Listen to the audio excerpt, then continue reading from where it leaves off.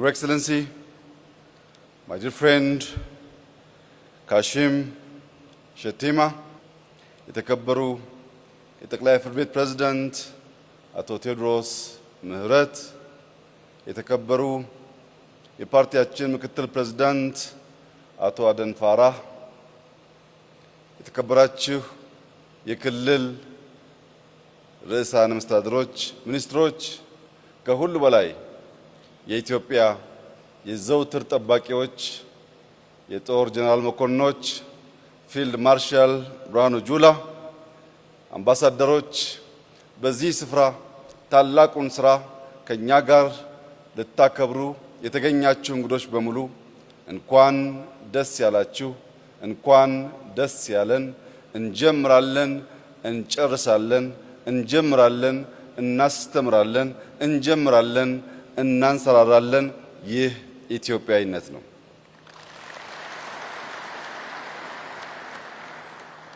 የዘንድሮውን የግሪን ሌጋሲ በመትከል ማንሰራራት የሚል ሞቶ የተሰጠው ነው። በመትከል ማንሰራራት የተባለበት ዋነኛው ምክንያት የግሪን ሌጋሲ የመጨረሻው ዓመት በመጀመሪያው ዕቅዳችን መሰረት የሚቀጥለው ክረምት ነው። በሚቀጥለው ክረምት የግሪን ሌጋሲን ሙሉ በሙሉ ካሳካን በኋላ ኢትዮጵያ ለመጀመሪያ ጊዜ ከየትኛውም ሀገር ስንዴ በእርዳታ የማትወስድ መሆኑን ለዓለም እናበስራለን። ላለፉት ጥቂት አስርተ ዓመታት የሚያበላውን የሚያምረውን የእናት ምትክ የሆነውን ተፈጥሮ አክብረን አብረን መኖር ባለመቻላችን የሚያስፈራ የገረጣ ምድር በመሆኑ ለምለሚቱ ኢትዮጵያ ለማኝቱ ኢትዮጵያ ሆና በሚሊየን የሚቆጠሩ ሰዎች ከሌሎች ሀገራት ስንዴ መጠበቅ የሰርክ ተግባራቸው ሆኖ ቆይቷል። የግሪን ሌጋሲ እቅዳችንን ስናከናውን ኢትዮጵያ ለመጀመሪያ ጊዜ ጀምራ በጨረሰችው ታላቅ ስራ ከማንም ሀገር እርዳታ የማትወስድ መሆኗን ስንገልጽ ሌሎች አፍሪካውያን ወንድሞቻችን ይህንን አርያ በመከተል አፍሪካ መጋቢ፣ አፍሪካ ሰጪ፣ አፍሪካ ፈርቀዳጅ እንጂ ለማኝ ያልሆነች አህጉር መሆኗን በህብረት በትብብር እንድንሰራ ማሳያም ጭምር ስለሚሆን አፍሪካዊ በዓል ይሆናል።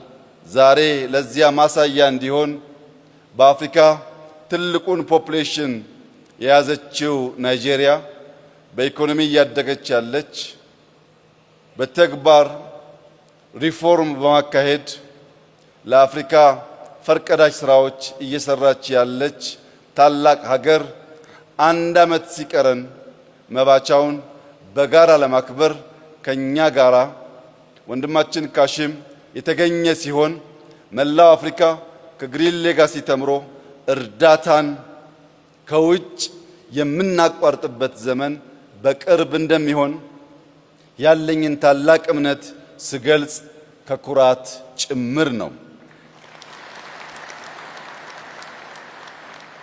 ኢትዮጵያ ከውጭ ስንዴ እርዳታ ታቆማለች ሲባል ኢትዮጵያ ውስጥ ከሌሎች ወንድሞቻቸው የሚታገዙ ሰዎች ይጠፋሉ ማለት አይደለም። ኢትዮጵያ ከሚቀጥለው ዓመት የግሪን ሌጋሲ ማጠናቀቂያ በኋላ ከውጭ እርዳታ አትቀበልም ማለት በውስጥ አንተጋገዝም ማለት አይደለም።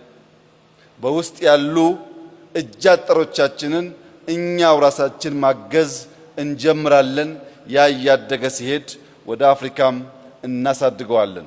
በዚህ ምክንያት በመትከል ማንሰራራት ብለን ጠርተነዋል። የዛሬ ወር ኢትዮጵያ ከተባበሩት መንግስታት ጋር በመተባበር የፉድ ሰሚት ታዘጋጃለች። የፉድ ሰሚት የምታዘጋጀው በምግብ ራስን ለመቻል ባደረገችው ጥረት ምሳሌ ሀገር ትሆናለች ተብሎ በመታመኑ የተባበሩት መንግስታት ኢትዮጵያን ለዚህ ታላቅ ሰሚት መርጧል። በብዙ ሺህ የሚቆጠሩ የዓለም ተሳታፊዎች በአዲስ አበባ ይገኙና የምግብ ሰሚት በጋራ እናከብራለን። እንደገና በወሩ ጳጉሜ ውስጥ የአፍሪካ ክላይሜት ሰሚት ለሁለተኛ ጊዜ የሚከበረው እዚህ አዲስ አበባ ውስጥ ይከወናል። ኢትዮጵያ የክላይሜት ሰሚትን እንድታዘጋጅ የተመረጠችበት ዋነኛው ምክንያት በክላይሜት ፈርቀዳጅ አርአያ ስራ መስራቷ በሁሉም ወንድምና እህት ህዝቦች በመታመኑ ነው። ታዲያ እርዳታን ካቋረጥን ለዓለም የምግብ ሰሚት አርአያ በመሆን ሰሚት ማዘጋጀት ከጀመር ለክላይሜት ሰሚት አክቲቪዝም ብቻ ሳይሆን አክሽን ያስፈልጋል። እንደ ኢትዮጵያ እየተከል ክላይሜታችንን እናክም የሚል እሳቤ ዓለም አምኖ ወደኛ ከመጣ ማንሰራራት ከዚህ ወዲያ ከየት ሊመጣ ይችላል? ግሪን ሌጋሲ እጅግ ዘርፈ ብዙ ትሩፋቶች ያስገኘና ያሉት ስራ ነው። በአፍሪካ በጣት የሚቆጠሩ ትላልቅ ስራዎች ተሰርተው ከሆነ ከነዚያ መካከል አንዱ የግሪን ሌጋሲ ነው።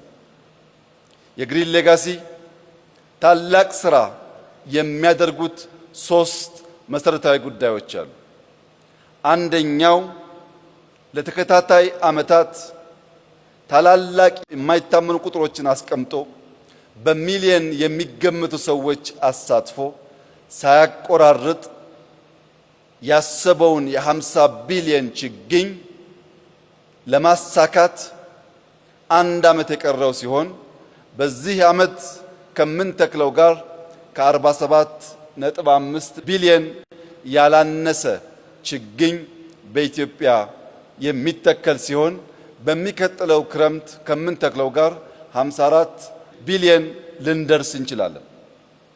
54 ቢሊየን ስንደርስ 3 እና 4 ቢሊየን ካተካከል ምክንያት ምናልባት የተበላሸ ቢሆን ያሰብነውን 50 ቢሊየን በተሟላ መንገድ የሚያሳካ ሁነኛ ትልቅ ጅማሮና አርአያነት ያለው ፍጻሜ ይሆናል።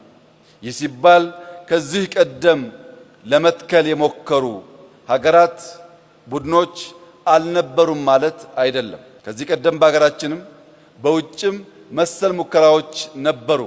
እነዚያ ሙከራዎች ግን ዶሮ በጋን ነበሩ።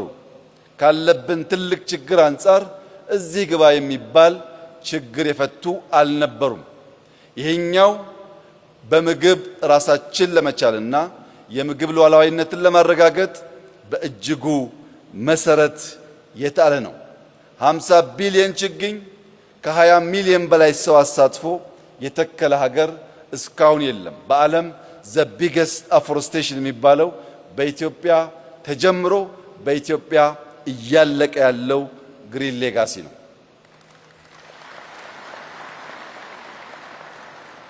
ዓለም ከአዳራሽ ከስብሰባ ወጥቶ አፈር ጭቃ ነክቶ ተክሎ መቀየር የሚገባው ይህ ተግባር ባለመቀየሩ አክሽን ያስፈልጋል።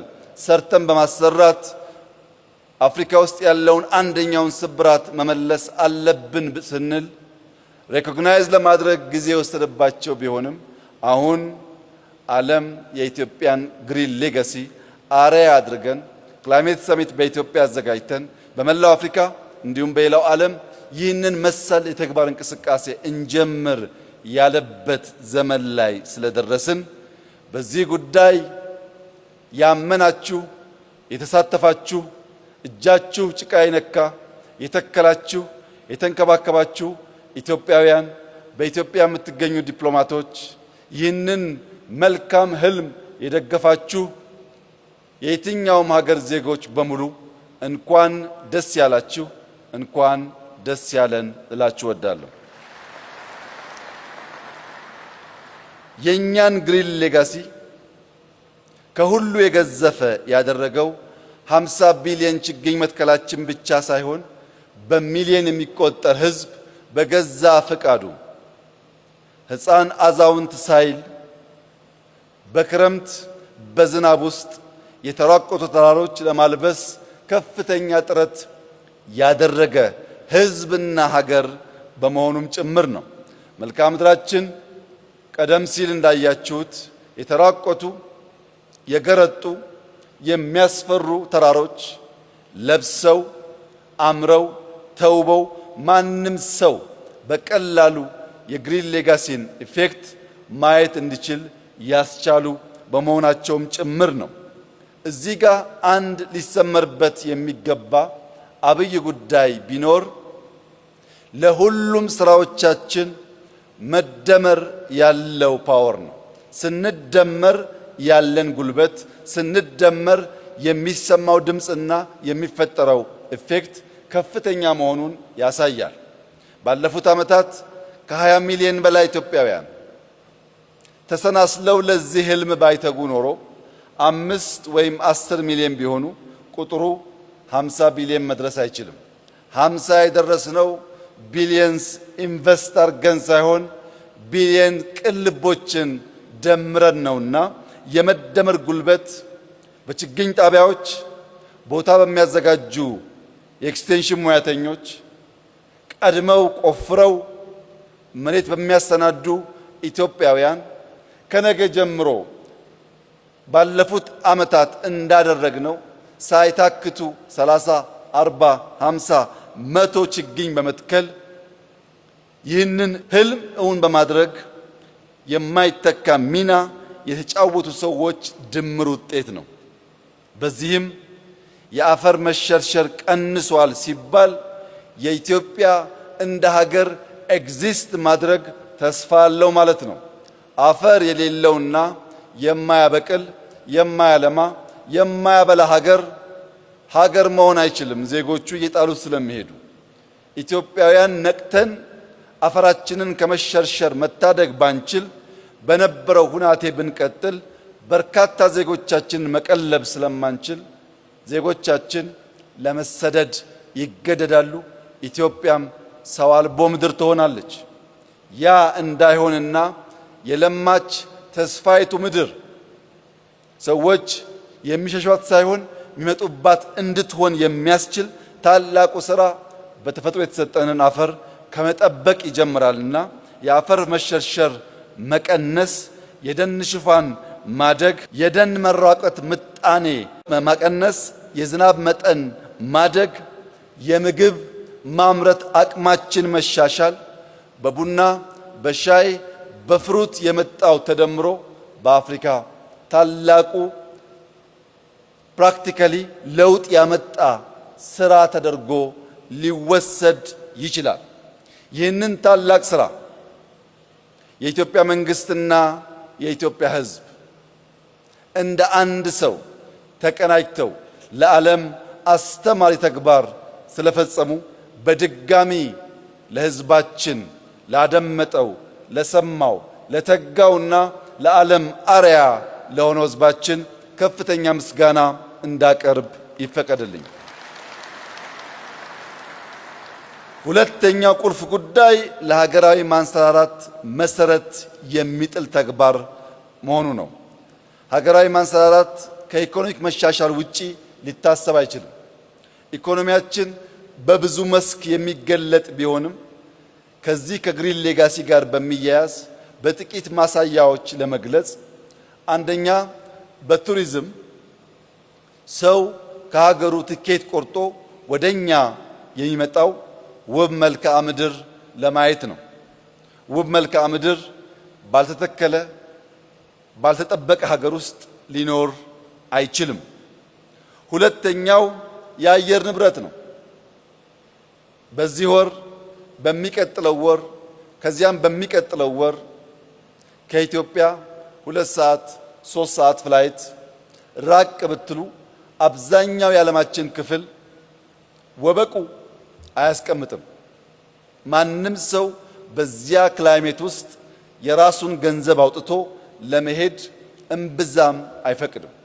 በእኛ ሁኔታ ግን ሰው ከፍሎ ይህንን ንጹህ አየር መተንፈስ ቢችል ይህን የሚያምር መልክዓ ምድር ማየት ቢችል ለማንም ሰው ለከፈለበት ዋጋ ለኢንቨስትመንቱ የተሟላ መልስ የሚሰጥ ስለሆነ በየትኛውም መስፈርት እንደ ኢትዮጵያ በለበሱ እንደ ኢትዮጵያ ክላይሜታቸው ባማረ ሀገር ሰው ለሁለት ቀን ለሳምንት እረፍት ቢወጣ እንደ ኪሳራ አይወስደውም። ሐይቆቻችን ወንዞቻችን ስንተክል ይሞላሉ። ሐይቅ ካልሞላ ሪዞርቶቻችን መዝናኛ ሊሆኑ አይችሉም። በዚህ ምክንያት በቱሪዝም መስህብነት በኮንፈረንስ መስህብነት የኛ ክላይሜትና የኛ ሀገር ተመራጭ እንዲሆን ግሪን ሌጋሲ የማይተካ ሚና ተጫውቷል። በዚህ ዓመት ከመቶ በላይ ኢንተርናሽናል ኮንፈረንሶች ኢትዮጵያ አዘጋጅታለች። ከፊታችን ደግሞ ታላላቅ ኮንፈረንሶች ይካሄዳሉ። ለዚህ የግሪን ሌጋሲ ግብዓት እጅግ ከፍተኛ ነው ብለን መውሰድ እንችላለን። ከግብርና አንጻር የአፈር መሸርሸር ምርታማነት እንዲያድግ የዝናብ መጠን እንዲጨምር የከርሰ ምድር ውሃ ብቻ ሳይሆን የዝናብ መጠን እንዲጨምርና እርሻችን በዝናብ እጥረት ምክንያት እንዳይደርቅ በዘራነው ልክ ሳይሆን አብዝተን ሃርቨስት ማድረግ እንድንችል አግዟል። ለዚህ አንዱ ማሳያ ቡና ነው። ቡና ባለፈው ዓመት 1.4 ቢሊዮን ዶላር ኤክስፖርት ስናደርግ በሚቀጥለው ዓመት በእርግጠኝነት ይጨምራል ብዬ መናገሬ ይታወሳል። ነገር ግን ምንም ይጨምራል ብዬ ብገምት ቡና በአንድ ዓመት 2.5 ቢሊዮን ዶላር ይደርሳል ብዬ አልገመትኩም። ግሪን ሌጋሲ ዘንድሮ 2.5 ቢሊዮን ዶላር ከቡና እንድናስገኝ አስችሏል። ቡና ካልተከሉት ቡና ካልጠበቁት እንዲሁ ምርቱ በቂ ሆኖ የኛን ፍጆታ ሸፍኖ ኤክስፖርት በዚያ ልክ ሊመጣ አይችልም። ያ የሆነው በግሪን ሌጋሲ ስራችን ነው። በኢንዱስትሪ የሚወሰን እንደሆነ ግብርና ትልቁ ግብዓት ነው። ከግሪን ሌጋሲ አንጻር ቅድም ባምቡ ታይቷል።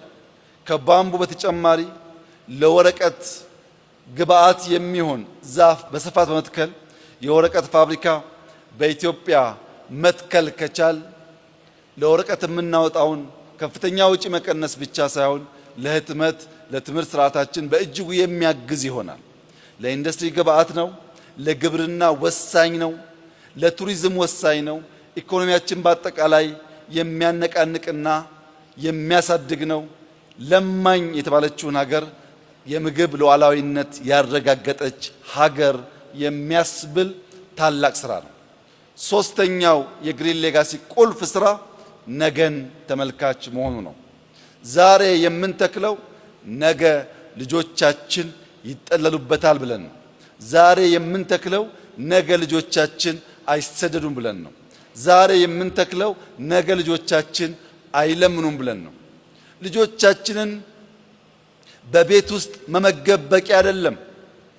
ልጆቻችን ሀገራቸውን ጥለው እንዳይሄዱ ለሀገራችን መሰረት መጣል አለብን። የተከበራችሁ ኢትዮጵያውያን ሆይ እጃችን አፈር ካልነካ ጭቃ ካልነካ ካልደከምን የሚገነባ ሀገር የለም። ሁሉም ያማረ ሀገር በጀግኖች ልጆቹ በሆነ ዘመን በተፈጠሩ ትውልዶች የተሰራ ነው።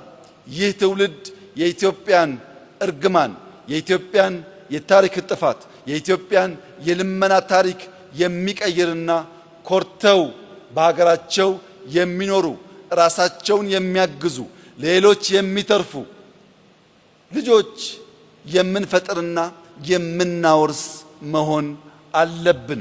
ለዚህ ታላቅ ተግባር የተመረጠ ይህ ትውልድ ኩራት ሊሰማው ይገባል። ለልጆቹ መልካም ሀገር ሰርቶ ማለፍ የሚያኮራ ተግባር ስለሆነ በዚህ ታላቅ ቀን ለመላው ኢትዮጵያውያን በተለይም ለወጣቶች በጣም በተለይም ለታዳጊዎች አደራ ማለት የምፈልገው ግሪን ሌጋሲ ፖለቲካ አይደለም።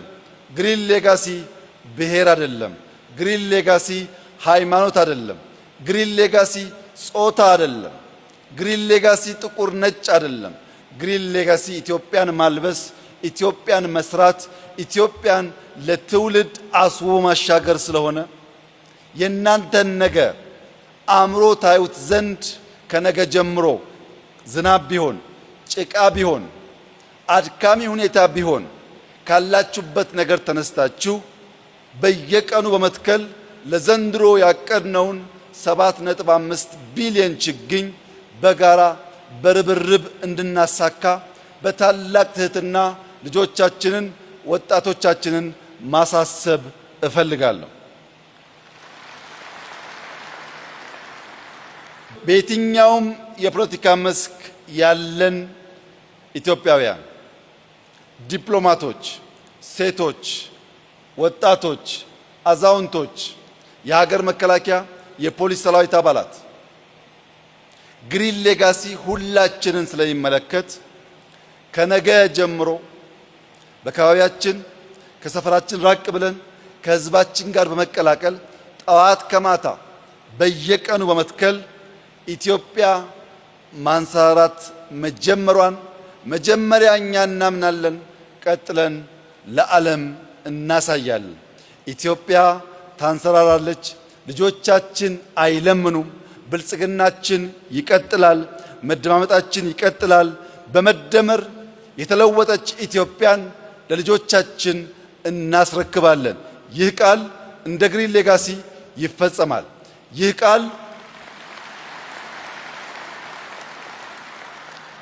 ቃል በየትኛውም ሁኔታ ልጆቻችን ሲሰጡ እንጂ ሲለምኑ የማናይበት የመጨረሻ ወራቶች ስለሚኖሩን በእኔና በእናንተ ጡረታ ዘመን የግሪን ሌጋሲ ውጤት ኢትዮጵያ ረጂ ሆና በጋራ እስክናያት ድረስ ጉዟችን አድካሚ፣ ረጅም ነገር ግን ፍሬያማ ስለሆነ ተባብረን ኢትዮጵያን ለማበልጸግ በጋራ እንድንቆም በታላቅ ትህትና አደራ ልላችሁ ፈልጋለሁ።